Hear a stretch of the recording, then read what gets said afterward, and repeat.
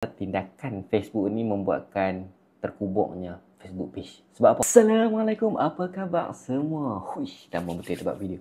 So hari ni Yasin nak buat video pasal perbezaan Facebook page dengan Facebook Pro mode. Apa nama tu?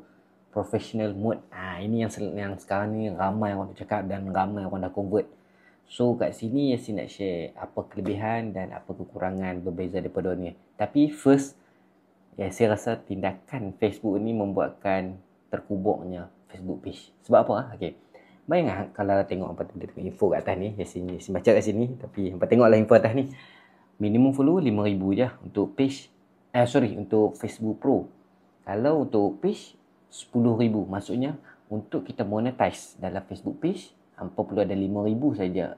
Untuk Facebook Pro 5,000 saja. Kalau Facebook page kena ada 10,000 follower. So, kalau tanya Yasin, untuk dapat 5,000 follower dalam Facebook Pro, senang sangat. Sebab apa? Sekarang, algoritma Facebook ni memang tengah belanja kau-kau. Ada maksudnya, kalau hang buat video, apa-apa pun jadi video, dia belanja, dia bagi reach. Dia bagi reach.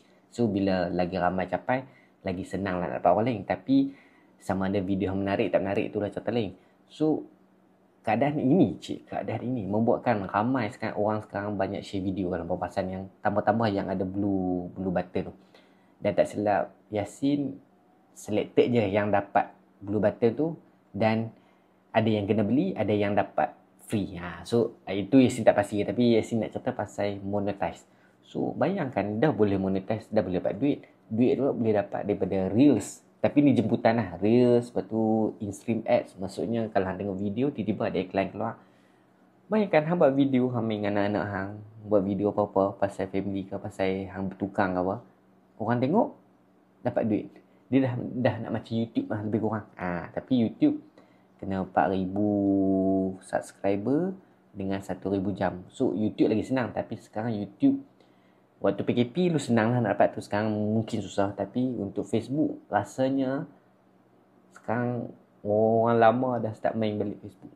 Yasin rasa. Tapi tak tahu macam mana. Tapi itu cara mudah nak buat duit lah. Kalau siapa tanya Yasin lah, macam mana nak buat duit sekarang, hampa boleh guna Facebook page, Facebook Pro mode number. Cara nak convert dia, Yasin nak cerita pun Yasin dah tahu. Sebab Yasin tiba-tiba je dapat notification you can convert. Yasin tekan lah convert, sebubuh lah dia punya detail. Dah jadi. Tapi problem dia adalah kadang-kadang ada orang yang dia nak hidup dia personalize, dia tak mau show public. So bila Facebook professional mode ni, Facebook Pro lah senang, Facebook Pro ni membuatkan hang kena publickan semua benda. Itu problem dia lah. Bukan semua benda, tapi kalau pilih untuk tak mau monetize, hang close lah, hang friends saja. Sebab friends hang tak hilang. Macam Yasin ada maintain 886 maintain friend. Lepas tu selebihnya akan jadi follower lah. So cuma perbezaan dia, Yasin rasa yang lain, kalau tengok lagi satu Yasin share atas ni, info atas ni, yang pasal perbezaan ringkas dia, semua sama aja. Cuma beza dia, kalau Facebook Pro tak ada admin, Facebook page ada admin.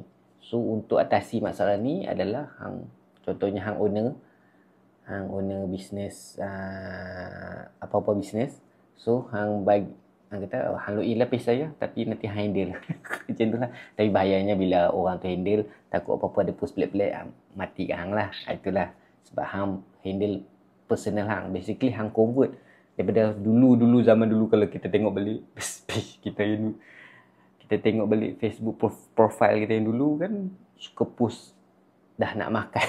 Kalau tengok balik, Allah, 2009 macam posting, Masya Allah, malu pun. Tapi itulah, kalau bila hang publickan yang punya Facebook profile hang jadi professional mode, itulah jadi orang boleh korek balik lah. Tengok lama-lama. Malu tak malu je lah.